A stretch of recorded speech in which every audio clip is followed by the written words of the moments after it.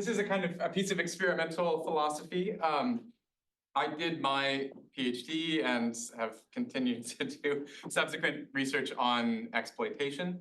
And a lot of what I've done is conceptual analysis.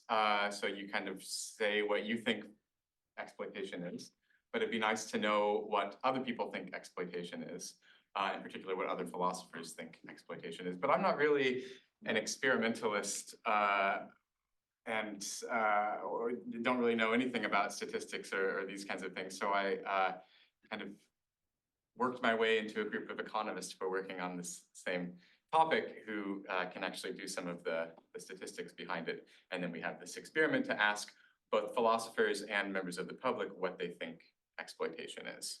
That's effectively what's going on. There we go. So I'll say a little bit about what different theories of exploitation say exploitation is. So different accounts of kind of different conceptual analyses of what exploitation is first. Then Roberto is going to talk about the kind of hypotheses of this experiment, what we were trying to find out, what we thought we would find, and then the way that we set things up. And then he'll go through some of the main results, and then I'll go through some of the gossipy discussion about what different demographics and different subdisciplines within philosophy thought about exploitation. Okay, so the main question of this paper is what properties cited in prevalent theories of exploitation contribute to A, philosophers, and B, members of the public's ascriptions of exploitation to different vignettes. So we had a series of different vignettes where exploitation was presumably happening. And these vignettes contained not just a theory of exploitation, so the vignette wasn't directly Marx's account of exploitation, but rather they contained elements of different theories of exploitation. So some people think, well, I'll go through that in a second. But we didn't present theories wholesale. We presented different parts of theories in these vignettes, and we asked these two groups how exploitative they thought these vignettes were. So to kind of set things up, I'll go through some background theory, different accounts of exploitation, and in going through some of these, I'll talk about some of the core properties that we were trying to look for as well. Here are the 7 core properties that we were examining in the vignettes. So first, whether or not the interaction was relational or non-relational. I'll say more about that in a second. Then the presence of inequality in outcome, the presence of power imbalances, the presence of background injustice, unmet basic needs, luck, or good or bad, and also the presence of disrespect. So the first property that we were looking at is this difference between relational and non-relational theories of exploitation. I think that the theories that most philosophers are most familiar with, at least people working in moral and political philosophy, are relational accounts of exploitation.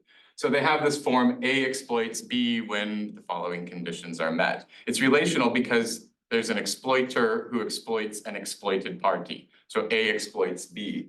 Proponents of this kind of approach to exploitation come really from a variety of different moral and political theories come at it from a lot of different frameworks. So you have Hillel Steiner's account is relational, Alan Wertheimer's account is relational, Ruth Sample's account is relational, Bob Gooden's account is relational, Alan Wood's account is relational. These accounts of exploitation are very different accounts. So Wood is a kind of interested in Marxist stuff, Steiner's a left libertarian, Wertheimer's looking at kind of market values, but they're all fundamentally relational accounts. Non-relational theories might be less familiar to philosophers. They're more familiar, I think, to economists. And for these accounts, Romer's unequal exchange of labor account and Morishima also has an account that's a non-relational account. The relation isn't defined. They're just monadic predicates here. So A is exploiter is defined, B is exploited, but it's not the case that A exploits B or that B is exploited by A. That might sound odd to moral and political folks. So just in case it does, I'll try to motivate this a little bit to explain why we might be interested in, or why we might think non-relational accounts make sense. I think the economists might find this a little bit offensive because I'm trying to explain why what they kind of take for granted in some cases isn't crazy. This is a little bit of a messy slide, but I'll walk you through it here. So in the top right corner, suppose that we have a situation where A gives 2 units of value to B and receives 7 units of value from B. Different theories will define this in different ways, but let's just be Marxist for a second and say this is labor, embodied labor. Okay, so A gives something worth 2 units of labor to B and gets 7 units of labor back from B. Okay, that's what's happening in that very first transaction. In T2, A gives 10 units to C and receives 1 unit back from C. And in T3, A gives 4 units to D and receives 5 units back from D. Now, we might be tempted to say that because A only gives 2 to B in transaction 1, but gets 7 back, A exploits B in this case. And indeed, if we were being relational about it, we could in fact say that. But we don't have to say that. And on a non-relational account, exploitation is really defined across the aggregate interactions that people have in the economy. So it looks also like A gives 10 to C, or well, A does give 10 to C and gets 1 back from C. So it looks like C exploits A in this case. And it also looks like A exploits D in the third transaction. But we might want to know what other interactions, what other transactions these people are engaging in the economy. So suppose then in table 2 that we just look at B's transactions. Suppose that in transaction 4, B gives 3 units of value, 3 units of labor to C and receives 1 from C, and T gives 10, sorry, in T5, B gives 10 to D and also receives 10 in exchange from D. Now, if we sum all of these together in aggregate, we see that across all the transactions that A was involved in table 3, A gave 16 units away and received 13 units back. So we might want to say that overall, A is exploited here because there's an unequal exchange involved. B gave 20 units away and received 13 back. So B is exploited as well in aggregate. And similarly, C gave 2 away and received 13 back. C is an exploiter because C received more than they gave. And finally, D gave 15 and received 14 back. D is exploited. So then we have, moving to the left-hand side here, A, B, and D are all exploited. And C is an exploiter. Yet C doesn't even interact with some of the agents who are exploited. So we can't say that C exploited these agents. It doesn't make that much sense to say that C exploited these agents. And some agents who are exploited only transacted with other agents who were also exploited in aggregate. So the lesson here is that when analysis is done at this aggregate level, if this is how you want to think about exploitation, not within individual transactions, but rather in aggregate across the total transactions in the economy, it just doesn't make sense to define exploitation in a relational way because there's no straightforward sense in which any individual agent is exploited by any other, at least not often. It's possible that that could happen, but it's not necessarily the case. So that's why we might have a non-relational account. I'm not defending non-relational accounts. I'm not particularly attracted to non-relational accounts. I'm just trying to motivate why we might have a non-relational account. Okay, so this is one reason why you might want to adopt a non-relational account because you're interested in exploitation in aggregate across the transactions in the economy. Are there any questions about that before I move on? Okay, so the first property that we wanted to test with people was how exploitative do you think these vignettes are? Some of them were relational, some of them were non-relational. Do we see any difference across the relational or non-relational vignettes, right? Next property, this might be more familiar to people who have read or thought about exploitation before. So most people agree that exploitation is taking unfair advantage. But pretty much everyone who's written on exploitation disagrees about any further analysis beyond that. And a kind of bird's eye view to different theories, purely distributive accounts equate exploitation with unfair distribution and are quite deflationary about the role of power or advantage taking. So the idea for these purely distributive accounts is that when A gets more than B, or when there's a maldistribution between A and B, what A gets that B should have had is the advantage that A takes. So the advantage taking is just part of the maldistribution. So they're kind of deflationary about advantage taking, and exploitation just involves unfair distributions in interactions between agents. Other people, and this is probably the smallest of these three options, but others focus only on power. So recently, Jeremy Snyder has argued that unfairness is unnecessary for exploitation.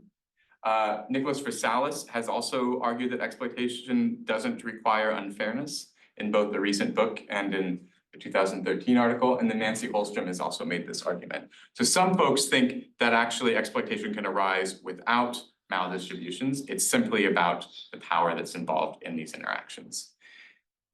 And then a third approach are hybrid accounts that emphasize both properties. So some people, I think Cohen thought, a few other people think that exploitation involves the use of both power imbalance and maldistribution in the outcome.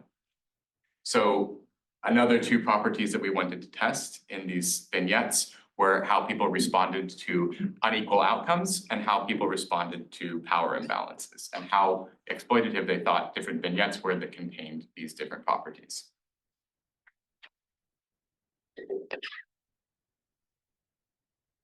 Okay, and then there are modifiers to these kind of core two properties. You might think that it's not just power imbalance on its own that matters, but power imbalances that arise from prior injustices. So lots of power imbalances, arguably, aren't necessarily problematic. So a more senior member of a department might have more power than a more junior member of the department, and that might be justifiable based on their experience and the kinds of, their experience, basically. Might not be justifiable if we think that some people end up in these positions for unjust reasons. But again, we might think that it's injustice that's really kind of constraining what's going on here, and not power imbalances on their own. Others might think that outcomes are exploitative primarily when basic needs are unmet. So some people will say, look, if there's an unequal outcome, that's not particularly problematic if that's between Bill Gates and Warren Buffett, because they're both very wealthy, that's not a big deal. What we're really concerned with are people who have unfair or unequal outcomes and are working in sweatshops or who are very poor, right? So we might also say that unequal outcomes really only matter when basic needs are unmet, and that's another property that we were testing. And finally, you also might be interested in the role of bad or good luck here, right? So someone has more power than they would have because of good luck, or someone has less power than they would have because of bad luck, and also situations where luck influences the outcomes in these transactions. The last property to talk about is disrespect. So Kantian analyses of exploitation almost always appeal to disrespect. So what makes exploitation wrong? Exploitation's wrong because it's disrespectful. Well, for some, disrespect is what grounds the unfairness. So the problem is that exploitation is wrong because it's unfair, the outcome is unfair, and what makes unfairness wrong is because it's a form of disrespect to the other person, right? Others might think that disrespect grounds the abuse of power. So when you have more power than another person and you use that power to exploit them, then that's being disrespectful. So disrespect can lie behind these two main properties. But a few people have argued that disrespect is a separate component of exploitation. It's not something that's explaining the wrong of the use of power or unfairness, but rather it's something that's going on in exploitation on its own, completely separately from the unfairness or the power use, okay? So we also tested whether or not disrespect has any impact on its own in people's willingness to ascribe exploitation to these vignettes. I think, Roberto, it's over to you.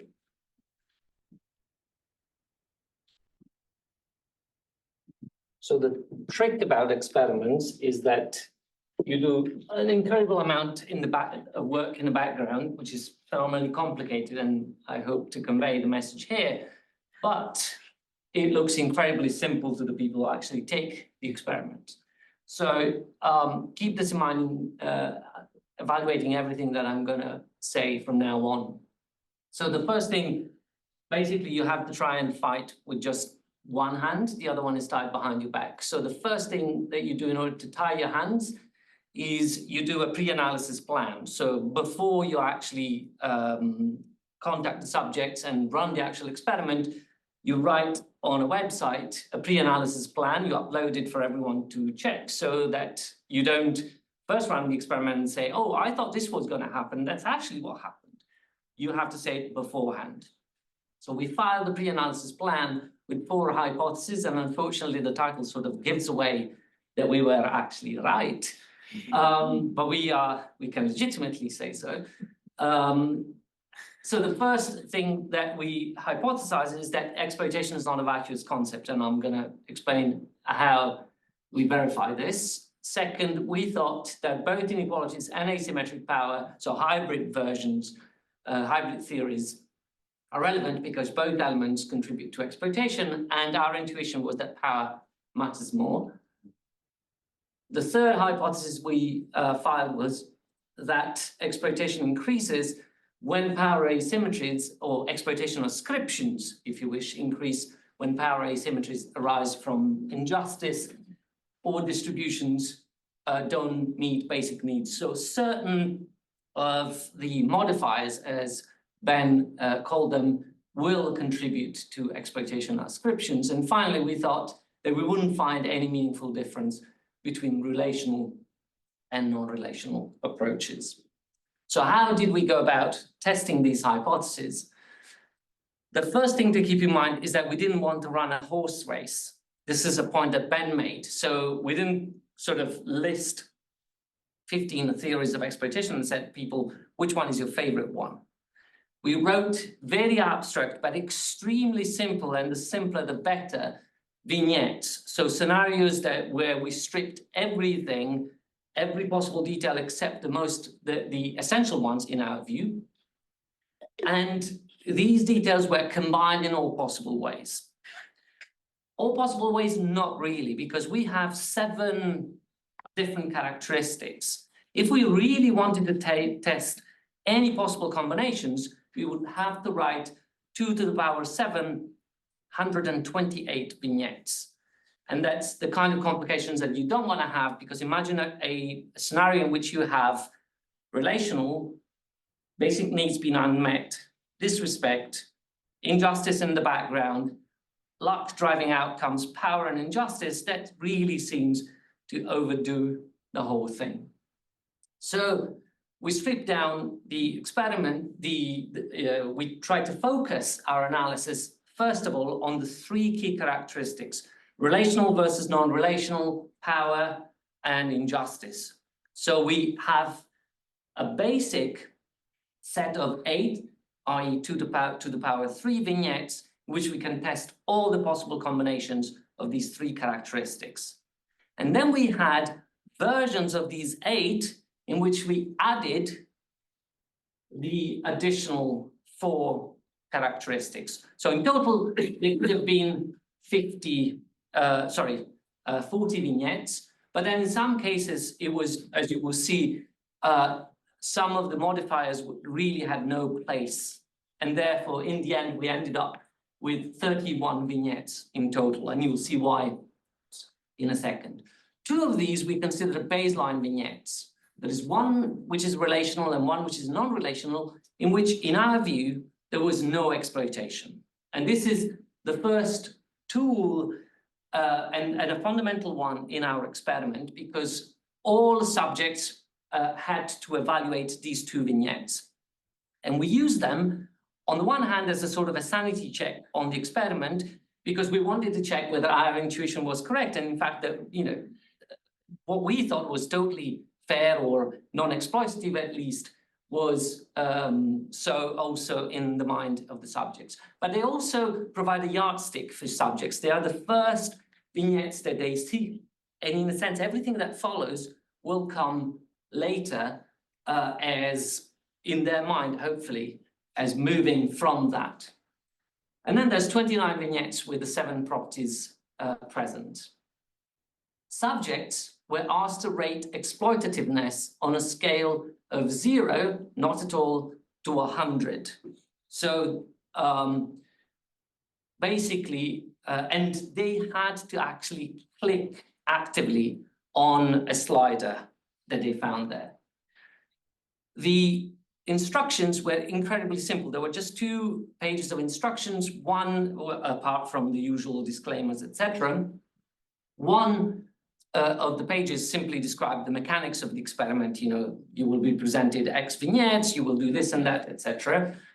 The second one was slightly more interesting because we wanted people to, first of all, focus on each vignette. We didn't want people to overthink and try to be consistent across all the vignettes that they saw.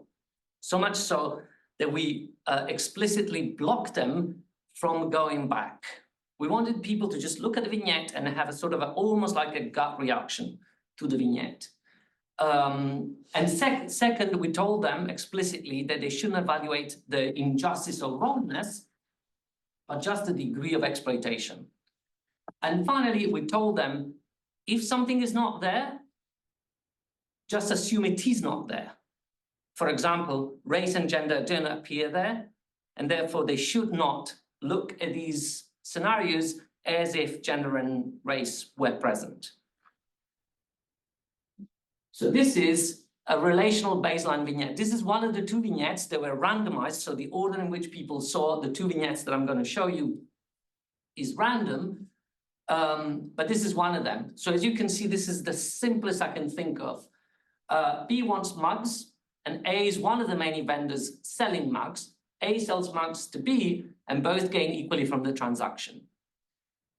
Then, right after that, there would be this prompt based only on the information provided. How exploitative is this scenario in your opinion? And a slider underneath. There are 3 points I want to make about this. Point 1, all scenarios are about producing and exchanging mugs. Why mugs? We thought about widgets. Economists love widgets, but they're just meaningless to most people. Alternatives are things like food, but they elicit, they are very heavily or morally potentially triggering kind of expression. So we wanted something that is often used in experiments that is relatively neutral but has an actual meaning. You can see that some parts of the sentences are in bold.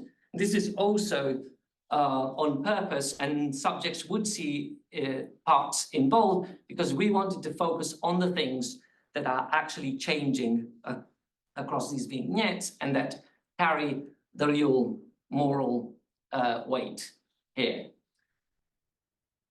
All vignettes that are relational, here relational means literally that A sells mugs to B, so there is a relation between the 2 here, will be tiny variations over this 2-line vignette. As I said, can get any simpler than this. This is a non-relational baseline vignette. It's more, slightly more complicated, but not much more complicated. A, B, and C, now there's 3 people that are equally productive. Each of them produces and sells mugs every day. Mugs can be produced either by using only labor or by using labor and a tool. So you can choose. Using the tool, all 3 of them who are equally productive can make twice as many mugs per hour compared to without the tool.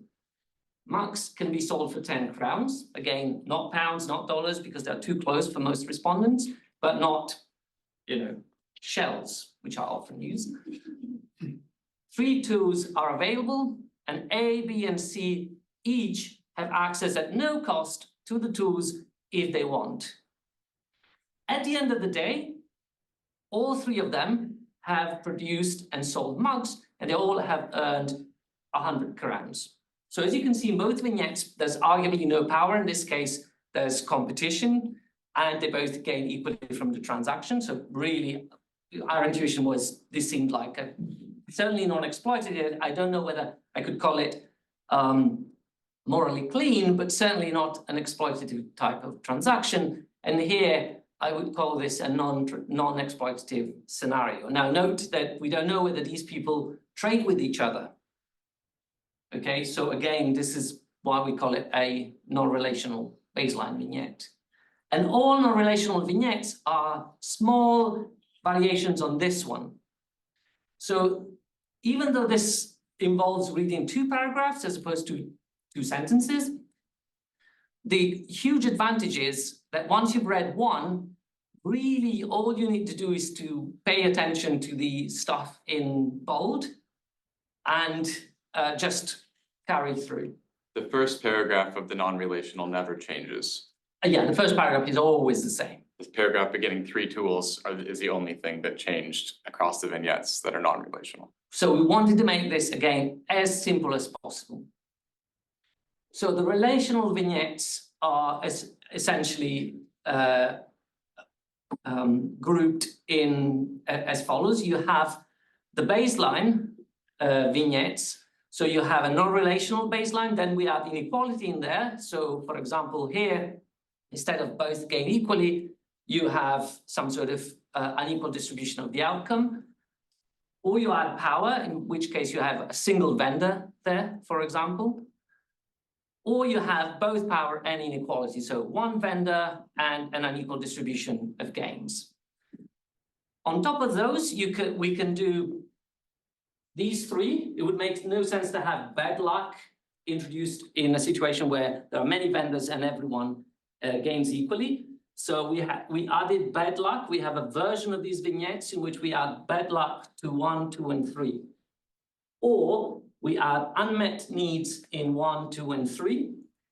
We add disrespect, and we tried actually disrespect in all 4, because in principle you can have a disrespectful attitude that doesn't translate in any unequal outcomes, even if there is no power. And finally, we added injustice, a sort of violation of a prior right that motivates power, that generates power in here and here. We did pretty much the same. It's the same logic with the non-relational vignettes. So here we added, so this was the baseline. Then we had one in which the distribution of gains was different, and another one in which somebody would own the tool and therefore have power, and one in which someone owned the tool and the distribution of benefits was unequal. The first 4. Then we added bad luck to 1, 2, and 3, unmet needs in 1, 2, and 3, disrespect in these 3. Made no sense to have disrespect in a situation in which we don't even know whether these people communicate or interact in any possible way. And finally, we added a prior injustice in these 2. And that gives us a total of 31 vignettes. So just to give you an idea, this is a relational vignette with inequality, power, and injustice. Let me stop. People tell me I speak too fast. People include family, friends, audience very often. So maybe this is a moment to stop. So this is an example of relational vignette in which we have inequality, power, and injustice. B wants mugs, and A is the only vendor, power, selling mugs because other sellers have been unjustly excluded from the market for whatever reason. So this also answers, I think, your question earlier on. So this is the kind of injustice we're looking at, background injustice, that essentially provides the foundation for the power relation. And A sells the mugs to B, and the agreed price benefits A more than B. A non-relational one with inequality, power, and injustice, again, first part is the same, so it's only this one that changes. And in the non-relational with inequality, power, and injustice, 3 tools are available. A grabs all 3 of them first, and then offers to rent them to B and C. At the end of the day, A, B, and C have each produced and sold mugs, not necessarily to each other. A has earned 200 crowns, B and C have earned 50 crowns each. So, the data.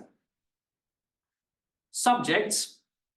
Now, we recruited quite a few subjects, 551 philosophers, and about 1,600, a bit less than that, folk, normal people. Non-philosophers. Non-philosophers, thank you. Binary. Two things I want to mention here is the first one, we restricted our sample essentially to people who were native English speakers because language is so important in understanding this. So we wanted to make sure that it was 100% clear the kind of message that we were sending. Folk were recruited on a platform that is very, very commonly used in experiments, which is called Prolific. It's basically the main platform, and it's a bit less gruesome in the way they treat people than Amazon. Philosophers instead were emailed a link, or they could find the link on, say, the Lighter blog and the Daily News blog. So for philosophers, we relied mostly on inherent motivation, although we also offered $200 gift vouchers. As for folk, we paid £2.50 per survey. Now, this may seem quite a small amount to you, but it actually amounts to £18 per hour because the average completion time is 8 minutes. So this was very sweet for many of these people who work on this platform. And in fact, the feedback that we received was like, oh, this is a wonderful experiment. You pay very well. One thing to keep in mind is that we got rid of a handful of people by using a criterion which was also in the pre-analysis plan. So anybody who answered at least one vignette in less than 2 seconds or less was automatically discarded on the presumption that the person was not even reading. I mean, I'm a fast reader, but 2 seconds is really too little. We told philosophers that they would have to do 10 vignettes, and then at the end, they could do 10 more. Nobody could do less. So if you did less, then data all thrown away. So it's either 10 or 20 for the philosophers, and for regular folk, only 10. We asked basic demographic questions at the end for regular folk, but philosophers, we used a more complicated set of demographics taken from the Bourget and Chalmers, the philosophy survey that you find on Phil papers. We adopted areas of specialization and things like that from what they had done previously, partly so that would be comparable, partly so no one got upset about how we defined some disciplinary areas. And given this, we actually got 24,000 data points, which is pretty respectable. And this is something to be kept in mind because given this huge sample size, basically everything we test is significant. So normally when you have small numbers, what happens is small differences appear as insignificant. Here they will appear as significant, but you will see that small means small, basically non-existent. Okay, so 24,000 data points. And the free text I mentioned earlier on. So, Sorry, question about demographic. Is it mostly students based all across, or no, it's all across. It was also from the philosophers aren't necessarily students? No, actually, I think we excluded undergrads. Master's students and master's above. students and above. And confirmed with the institutional email address. And for the normal folks, the non-philosophers? It's anyone on Prolific who satisfies the language requirements, and it's based in either the US or the UK. We also asked, did you control in your experimental design for agenda, ethnicity? Yes. Yeah, so those are part Yeah, of in the the demographic, these are the standard demographics question, but I can, without spoiling much, I can tell you that the demographics made zero difference, basically. Okay, or very little. So, I think this is, yeah, results. So result number one, which is not in here, is, as we expected, about 90% of subjects rated the two baseline vignettes 10 or less, and almost 3/4 exactly 0. So 3/4 of subjects, both philosophers and regular folk, it's not a very nice way of putting it, subjects, non-philosophers, thank you. So both philosophers and non-philosophers, basically 3/4 of them rated them exactly 0, which is truly remarkable because, again, if only for, with a slip of your finger, you should see all sorts of things going on, but essentially the first hypothesis, which is exploitation is meaningful and people can tell a non-exploitative from an exploitative scenario, is strongly verified by this very simple exercise. And in fact, the baseline vignettes, as we thought, are perceived as non-exploitative by the vast majority of people. Yes? Sorry, just to check, the slider checks degree of exploitation? Yes. Okay. How exploitative is it? And so there's a slider, and 0 is not at all, and 100 says maximally exploitative. That's compatible with people putting a threshold anywhere above 0. So it could be Yeah. 5 and above is exploitation and. Correct. Okay. But that's why it is remarkable that they went for 0 and that 90% went for less than 10. So, but again, this goes back to the level, which is very apropos now, because all the figures that you're going to see now are derived from, and I hope my much more sophisticated econometrician colleagues will not cringe. So what we've done is we've run a linear regression with individual fixed effects and the 7 factors on the right-hand side.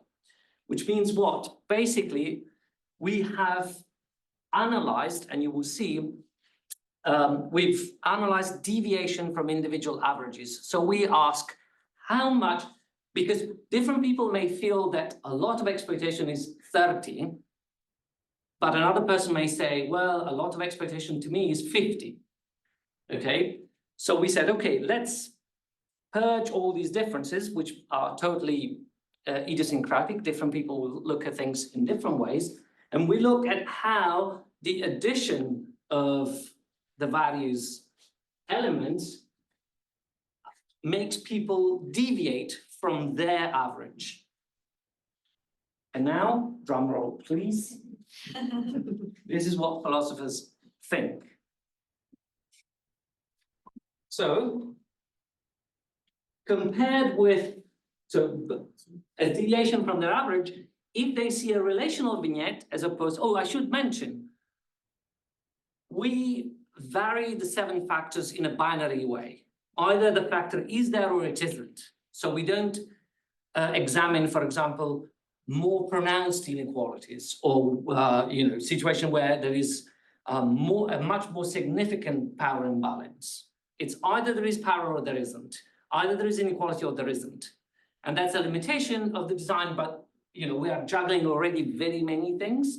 So 0, 1 seems enough.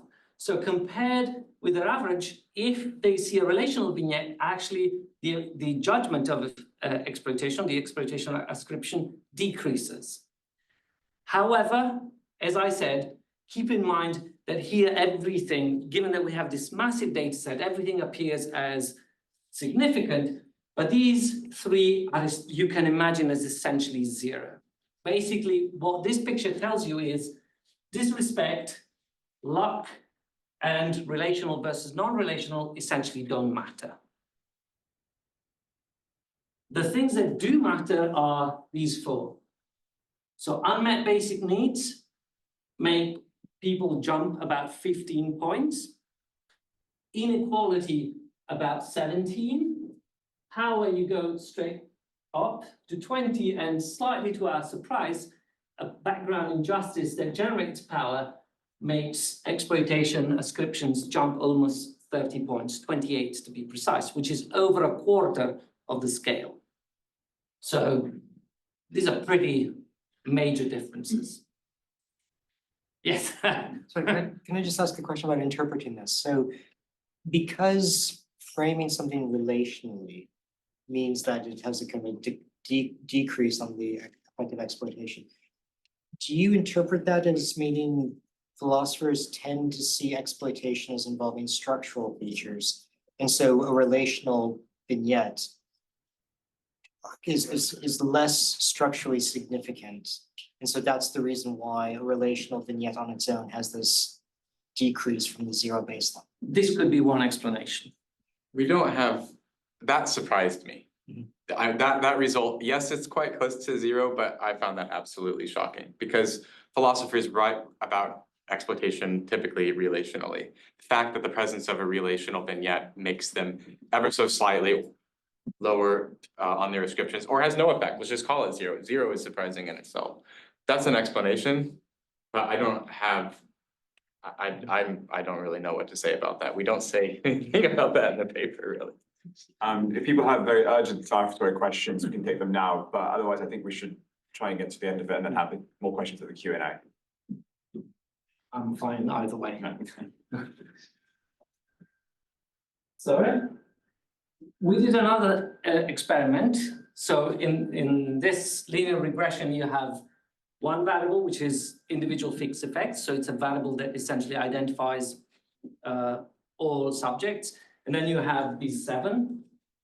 Then we had a variant, which was, again, a linear regression, individual fixed effects, relational luck, disrespect, needs, unjust, all 0, 1.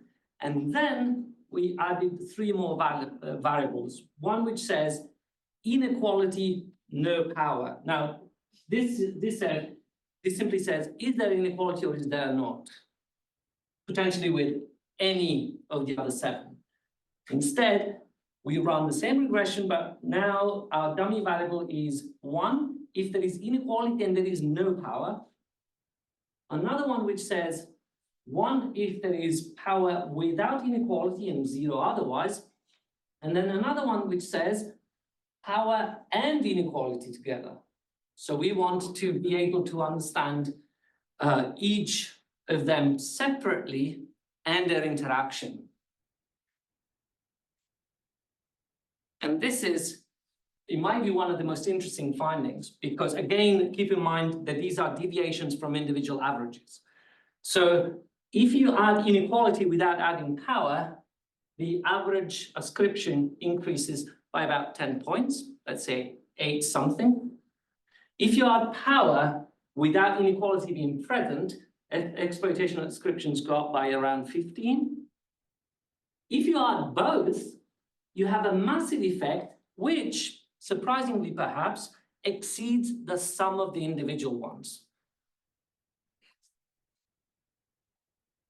And I thought this was kind of surprising. So in a sense, it's not just each of them separately, but the thing that puts people off is when people actively use power in order to generate inequalities. That's one possible explanation of the finding.